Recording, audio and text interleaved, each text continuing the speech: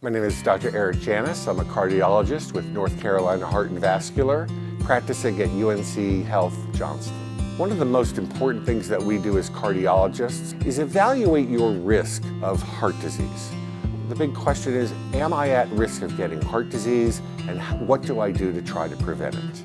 Fortunately, we have technology that can actually help us evaluate your risk of having heart disease and developing a heart attack over time. A coronary calcium score is a very quick 5 or 10 minute CAT scan that looks at the arteries of the heart and tells you whether or not you have plaque buildup.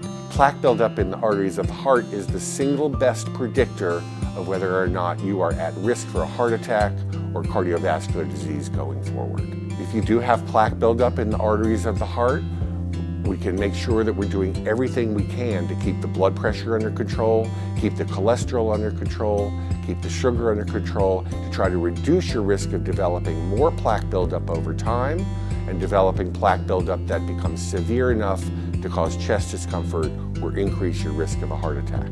So the coronary calcium score is a very powerful tool, great for patients who are at risk.